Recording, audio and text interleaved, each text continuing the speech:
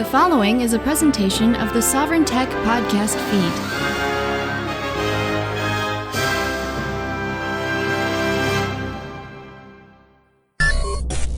Woo! It was a tale of two phones.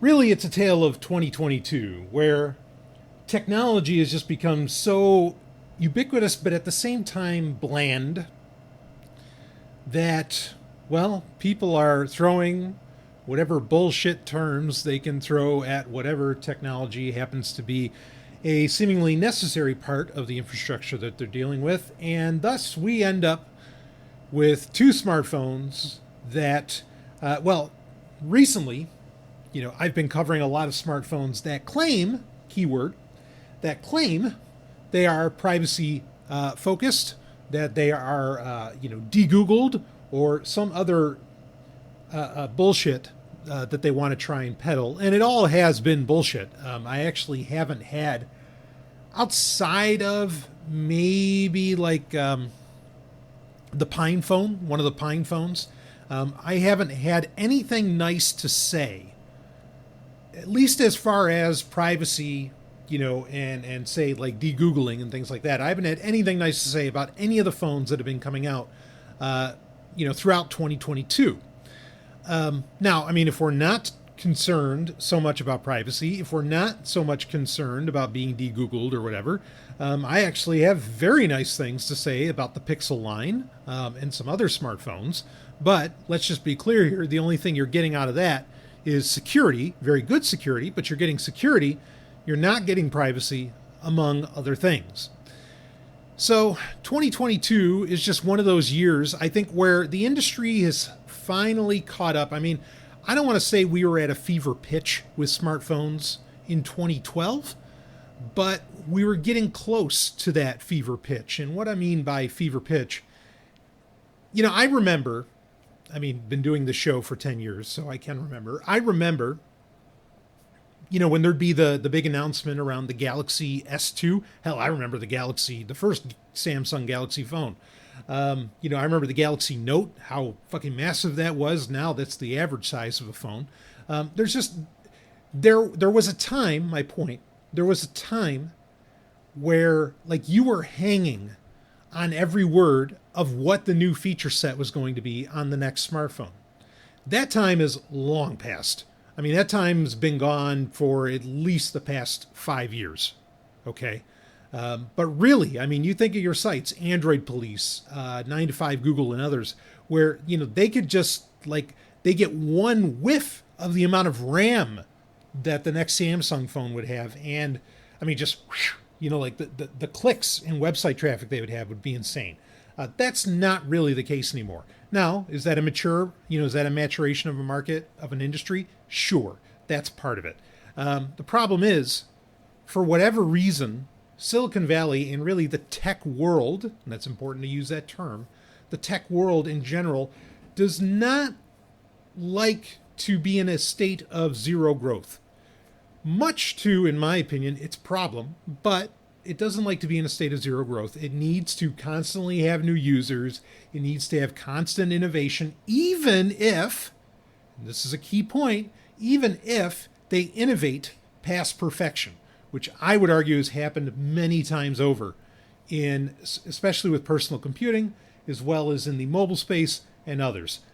We've long innovated past perfection. And that's a problem as well. So now, this year, we're starting to get, the buzzwords for 2021 and 2022, of course, are terms like NFT, metaverse. Can we think of some others? You could just pull them out of a hat. Web3, that's another one. GameFi, is that another one we can pull out here? How many other bullshit terms that mean absolutely nothing other than somehow it convinces goofball, VCs to throw money around for some stupid reason? Who knows? But we have two phones that we're going to get into here. And one is from a company that actually has a phenomenal track record, or at one point had a phenomenal track record. Another comes from a company that really doesn't have a sparkling track record at all, and talk about a VC darling that seems to be all it really is, with no practical application. So the latter term, the one I just described, or the latter company that I'm talking about, is Solana Labs. The previous company, of all things, is HTC. Yes, HTC is coming out with another smartphone. Now, I'm debating on which one I want to really start off with to talk about, because I want to get into both of these. You can probably tell by my tone and the way I'm approaching the subject that I'm not excited for either of these. Now, and you're right, but before we get into either of them, let me say this, because I think a lot of people would say, well, Stallion, and actually I have gotten the emails with this, well, Stallion, no phone's going to make you happy. Let me just put it, you're wrong. Okay, there is a way to do a smartphone. The concept of having a portable media device and communication device is a fine thing in the abstract. There are ways where all of this could be done right, and in ways that would respect that would not only provide high levels of security, but also would respect my privacy and consumer choice overall. That's entirely possible. That smartphone would probably cost $2,000 to $3,000. So it's probably never going to happen.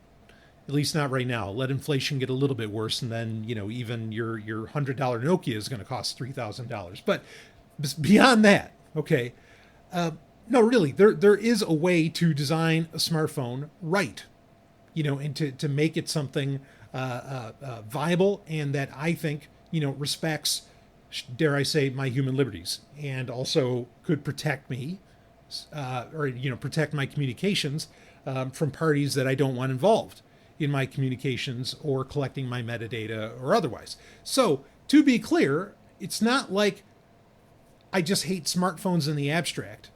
I mean, I kind of do, but there really is a way to make a device right that would, effectively operate much like a smartphone does. Okay, so just wanted to make that abundantly clear. But now, are we going to rip these two phones to shreds? Yeah, of course we are.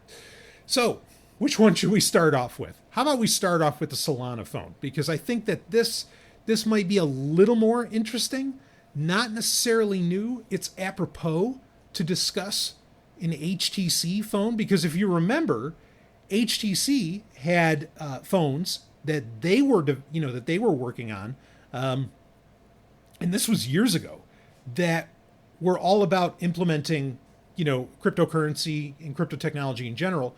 They had the Exodus 1 and the Exodus 1S. I actually had no problem with these phones. I didn't think they were going to take off. The idea that it was a smartphone that could be in a full Bitcoin node is a wonderful thing, just because I love the idea of the Bitcoin network, being that much, the more devices that are nodes for the Bitcoin network, the more secure and stronger that network is. So I applaud that overall. And if you're attaching the security of the Bitcoin network to what you're doing on a smartphone, not a bad idea in the abstract. Okay, so HTC at one point was at least trying, to do this right. Remember, they even had that, what was the guy, Phil Chen? They called him the chief decentralized officer. I mean, they're really trying to go all in. This is back in, 2017, 2018? So the idea of blockchain-based or smartphones that take heavy advantage of blockchain technology, far from a new idea, like not even remotely new. Solana Labs did not do anything, necessarily innovative in that sense. Now, Solana, of course, for those that don't know what Solana is, let's just call it an Ethereum competitor. It's in that range, okay? I'm not going to get into a big history around Solana. I will just say, though, with the massive amount of outages that Solana has had, among other problems, it's not a blockchain that excites me in any way. It's also a blockchain, and most of the crypto community seems to know this.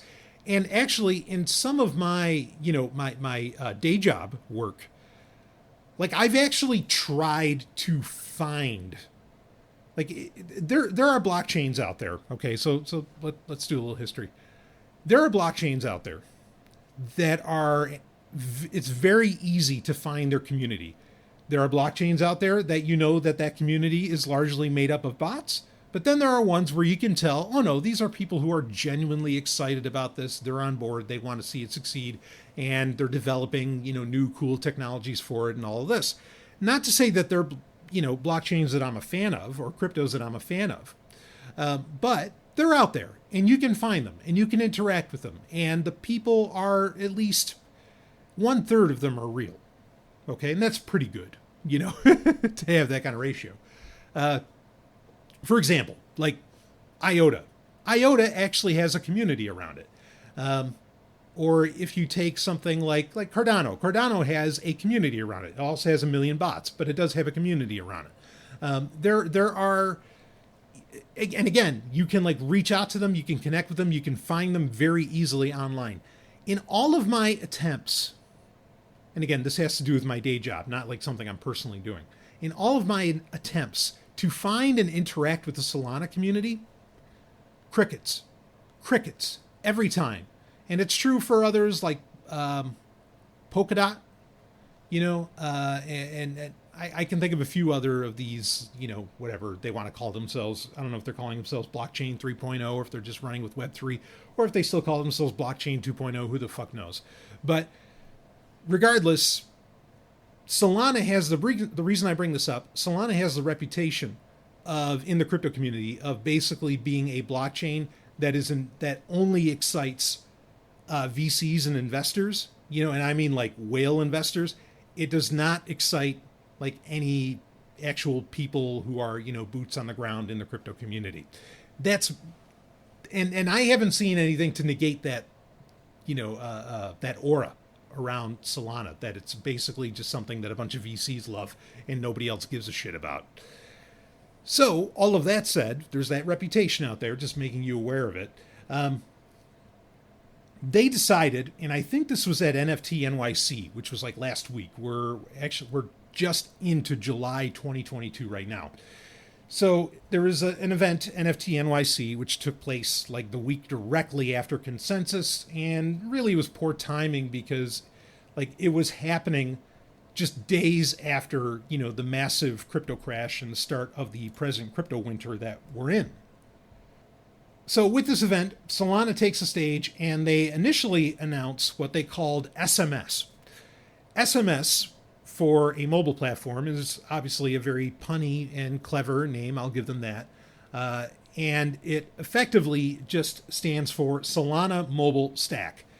What it is, it's, effectively, a kit for, code to allow for building, I guess they would say, Web3 apps. I mean, again, I've already done a whole conversation around Web3. It's bullshit. Fuck that term. In fact, I was saying that before Jack Dorsey or anyone else came out, but whatever. That doesn't matter. I'm glad there are critics alongside me. So it allows you to do varying things on a smartphone, building it on top of Solana, but, I'm sure they would make an argument that, well, it allows for cross-chain and all this other stuff, all of which are terrible ideas, because once you start hopping chains, you have a security problem. Same thing I talked about almost a decade ago when the conversation of sidechains, came up, and bridges and everything. I was like, no, don't do this, you don't want this. But regardless, we are where we are. So the Solana mobile stack, whatever, that's software, not that big of a deal, because we're really here to talk about smartphones. And so one thing to keep in mind is that, because you'd think that this would be somebody who knows what the hell they're talking about. One of the co-founder of Solana Labs is, and he's actually CEO of Solana Labs, is Anatoly Yakovenko, who he was an engineer for Qualcomm, if I'm not mistaken. So this is a guy who certainly it's not a stretch for him to want to work on a smartphone, right? Because his bread and butter, his expertise would actually start out very much, in the smartphone space. I mean, certainly when you're working with, with Qualcomm. So let's see. here we go. I'm going to read a quote from him on this because the phone, they're calling it the Saga. And I want to read about it. What does it look like with 1 billion people using crypto? What do you imagine? It's in this device, the device you use every day. That has to be your hardware wallet. That's just something that we always felt. So he's basically saying, like, the only way we're going to get everybody on board with crypto is if you bake cryptocurrency into the smartphone itself. Now, I don't necessarily think he's wrong in that. Okay, I do think that cryptocurrency actually isn't for everyone. You know, cryptocurrency is something to exist outside of the financial system as we know it. That's its purpose in life. Okay, and so it is something to be used by people who want to, need to, or understand the importance of having either redundancy or of just existing outside of the the legacy financial system that exists. Everybody else can just use PayPal. In fact, ironically, actually PayPal offers crypto now. But regardless of that, everybody else can just use whatever the fuck is, the average thing, Venmo, I don't know, take your pick. Okay, crypto has a very specific audience. It is not something that is for everybody that has a smartphone. And for a million reasons, this terrifies me, that are very simple, that I'm sure many others have brought up. But to do cryptocurrency and security of your financial transactions and financial holdings right takes, shall we say, some expertise. It takes some knowledge. It takes some work that most people aren't willing to put in. And in fact, there's a lot of people who just would rather not bother with it at all. And I'm not knocking them for that. Like, if you want to live a life where you don't want to deal with the complexity of cryptocurrency, that's completely valid. There's nothing wrong with that. If you want to go live out and if that equates to you living out in the woods or whatever, and you're not even using money at all, hey, in my opinion, that's not just okay. You're actually doing it fucking right. Okay? Dare I say I'm envious of you. But anyway, back to the Solana Saga. In fact, that's a weird-ass name. Why are they calling it the Saga? Doesn't make sense to me. Regardless, let's talk about the smartphone. Let's get into the, let's see. Get past the whole idea that, it's your hardware wallet. It has cryptocurrency abilities and blockchain abilities, and it can run a Solana node, or, not that that's... Anyway, we won't get into that. Other than it can do all of that, what do we have here? So one thing we know is that they expect it to cost about $1,000. That's a barrier to entry. Again, I don't want to contradict myself because I'm also saying that for most people, this doesn't need to be a thing. But of course, Solana is wanting this to be a thing for most people, I'm guessing, at some point. So it'll run Android. And let's see, Qualcomm Snapdragon 8 Plus Gen 1 processor. Okay, so, that's a bit of a flagship processor. That's fine. 6.67 inch OLED display, 12 gig of RAM, and 512 gigabytes of internal storage. Doesn't sound like it's going to have a micro SD card slot. Not a huge deal in this case. 12 gig of RAM. This is a very, 512 gig of, onboard storage. This is effectively a flagship phone. So asking that for that $1,000, not out of the question. Okay. Do you want to spend $1,000 on a company that doesn't have a track record? Yes, the CEO does have expertise in mobile. But do you want to spend $1,000 on a smartphone from a company that, again, has not just doesn't have a track record building smartphones previously, but actually has a horrible track record with uptime, with their own blockchain? I think the answer would be no, that you have, no interest in doing that. It is going to have the Play Store, as far as what I read thus far. They are looking to have, and of course it's going to have the SMS, right, the Solana mobile stack. They are looking to port the Solana mobile stack to iPhone, but this, the CEO of Solana was already taking jabs at Apple, saying we'd love to work with them, but there's a ton of friction in the App Store, and there's going to be a problem with devs. This is the ironic thing. So this is a premium device, which generally means you've got to get and you're trying to reach, I'm guessing, like a new audience, because again, his stated goal in his own terms from the CEO of Solana is we want to bring in this audience that, that needs to, like, they need to understand how cryptocurrency can work. And so their hardware wallet needs to be their smartphone. So you're trying to bring in somewhat of a new audience, but $1,000 phone, you're looking to bring in the affluent. Problem is the affluent are stuck in what? We know what they're stuck in. The affluent are stuck in iMessage. The affluent are thus stuck with iPhones. Most, or not all the affluent, but many. So this just feels like, a failure. Like it's a crashed rocket before it even launches. Because there's no audience for this. Not only in the fact that the people who you are claiming to try to reach, and that at the same time could afford this, are already completely fucking stuck in Apple's ecosystem. They're stuck. They have to use iMessage because that's the only way they talk to other people. They're stuck. So not only that, but you also run into the issue of, or at least what I consider to be the valid concern, of having, consistent uptime with whatever services you happen to be using. Of course, what I mean by that is, again, there have been, 2, 3, at least, Solana outages of that blockchain just in 2022. And, here's, like, people with smartphones, especially people who will, like, say, who aren't in Apple's ecosystem, but will put good money down on a smartphone. Let me assure you, as somebody who's in cybersecurity and have heard it from the people themselves, let me assure you of the number one concern those people have. That number one concern is uptime of information. And, again, if you're basing this on the Solana mobile stack and all this stuff, I don't have any reason to trust this company that they're going to do security right on the smartphone. And I also have no reason to expect that any of the services they would offer me through the Solana mobile stack is going to have the crucial uptime that I have come to expect. So again, this is DOA. This is dead on arrival. This really feels like a stupid investor play.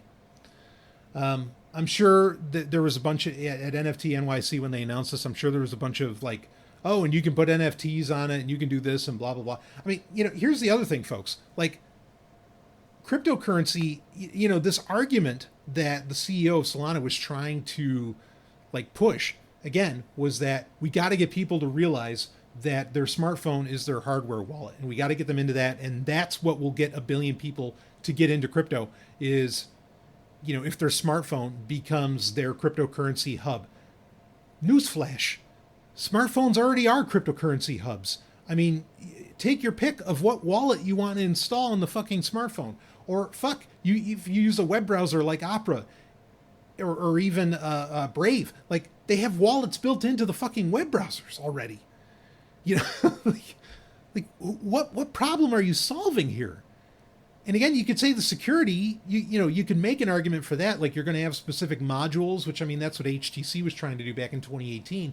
Like, you're going to have whatever, like, specific, like, secure enclaves, say, like, that's the verbiage that, that Apple uses. But then why should I trust, like, give me the reason that I should trust a company like Solana with that sort of, like hardware expertise? Because I don't know that, I mean, again, yes, the CEO does have a history with Qualcomm, but he's only one person. I don't know, and I haven't seen the team that inspires confidence in me to trust them with this level of security. So, yeah, I don't buy it. And I would avoid this thing like the plague. Now, HTC, on the other hand, and certainly, again, what Solana with their Saga phone was putting out there, plenty of buzzwords being used. Maybe not as much as HTC was doing, but let's talk about that.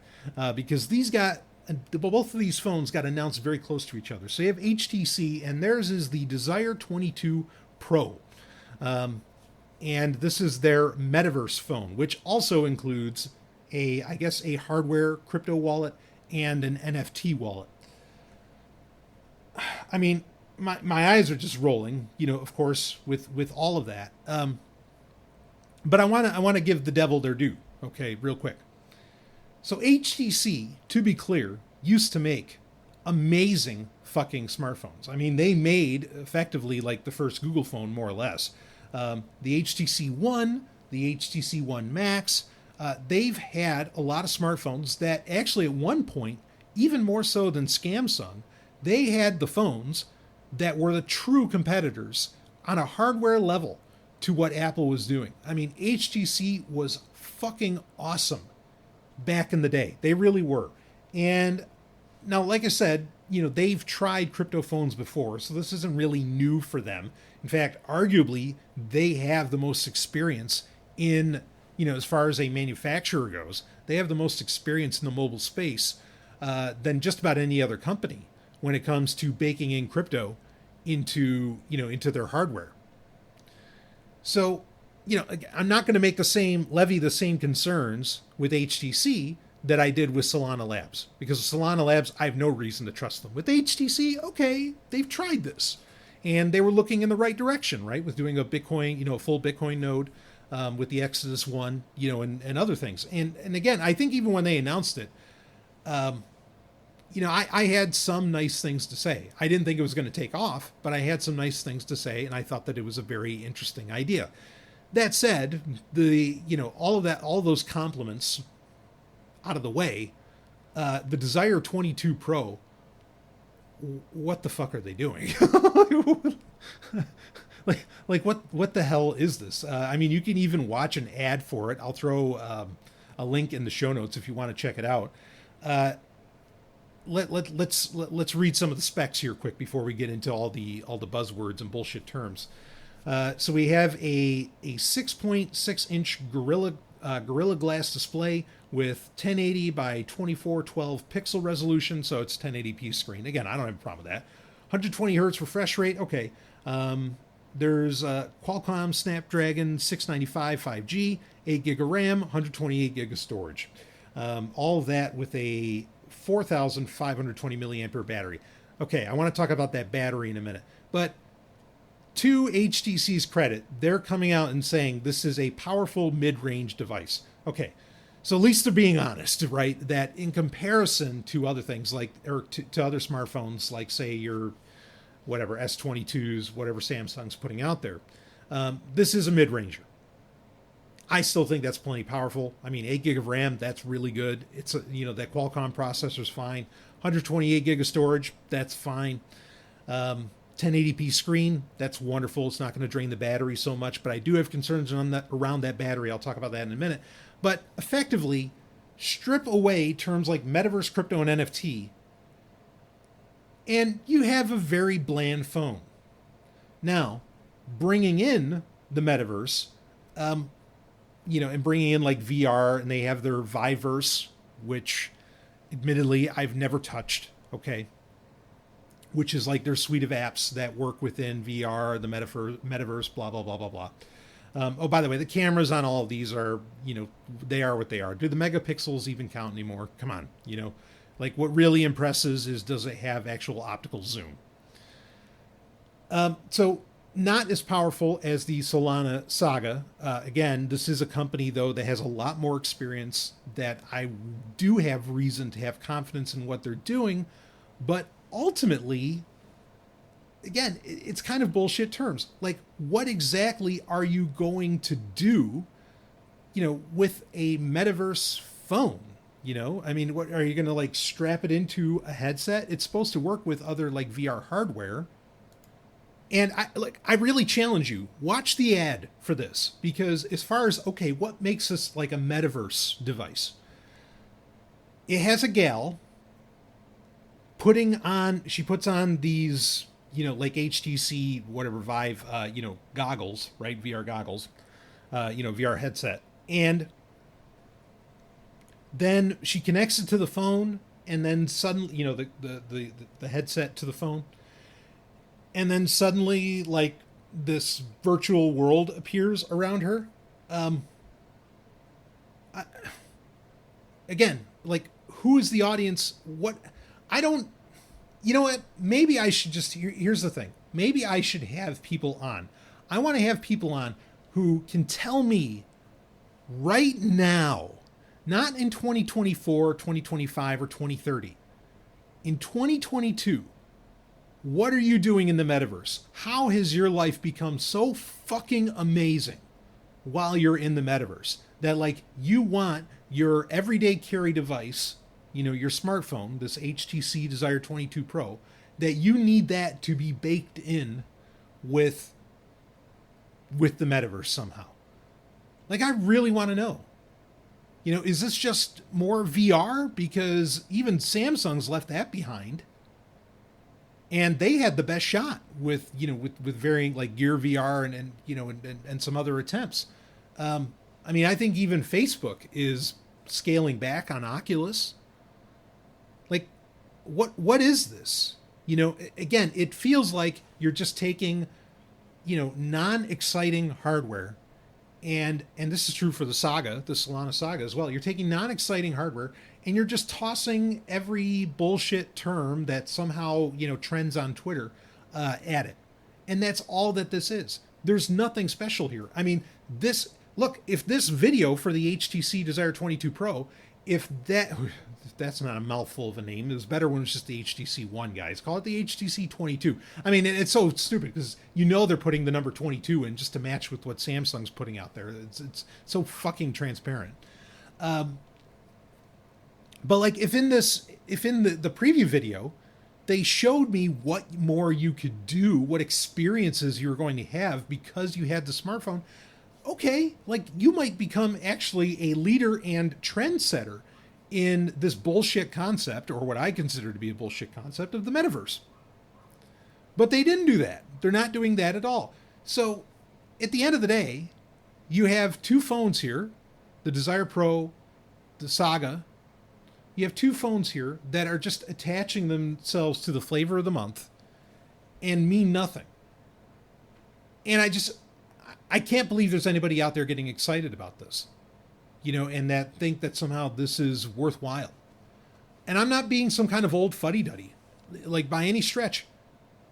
I am, like, I totally dig the idea of, like, yeah, let's have some hardware security. Let's bake in some stuff to make great crypto wallets on a smartphone device.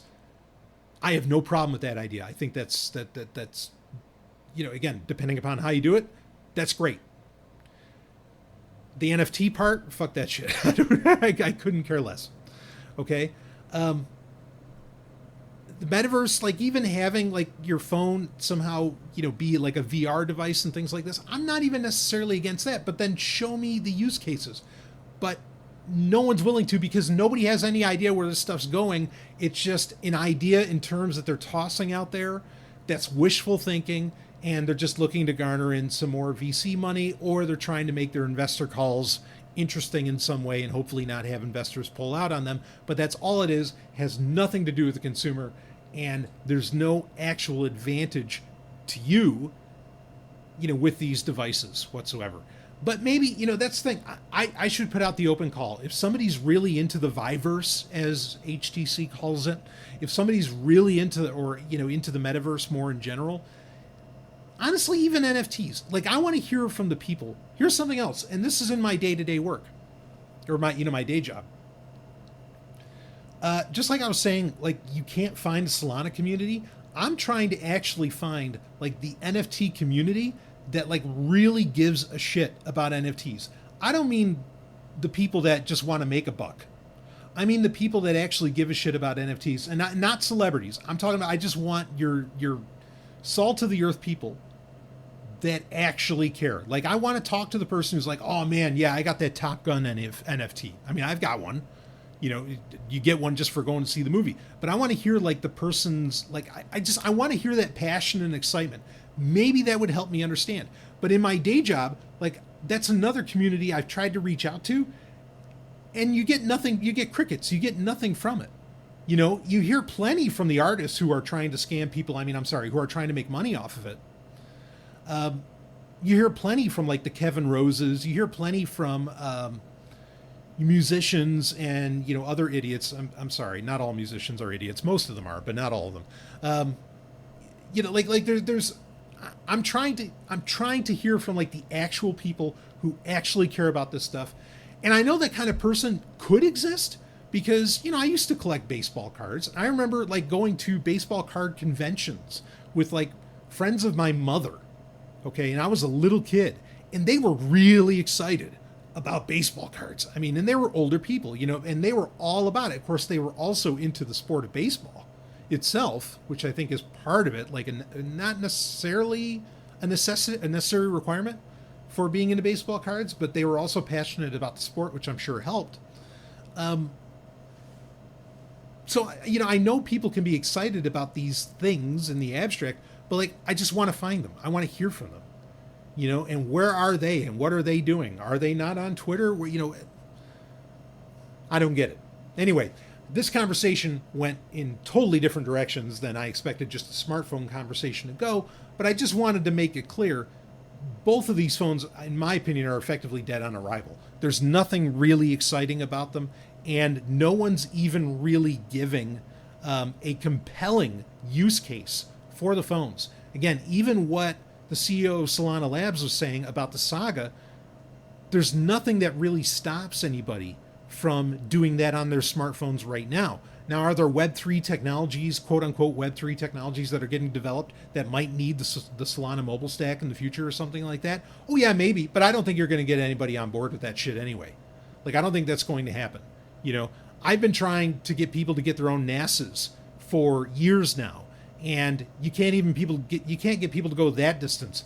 The concept of decentralization, there are people who are and distributed technology. There are people who are all about that, who need that, want that, know why, have all the great reasons, and they're already on board with it.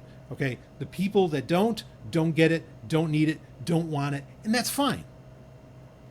But let's not try to sell people on bullshit that they just don't care about and don't understand why it's necessary and a good thing anyway.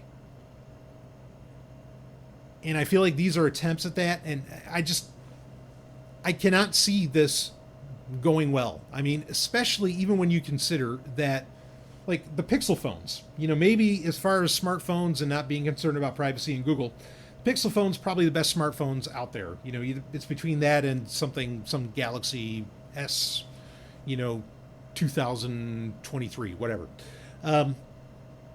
Best smartphones out there. I guess with Samsung, actually, they sell more smartphones than anybody. So let's stick with Google. So the Pixel line, best smartphones out there. Why? Because the software support, the OS support is second to none.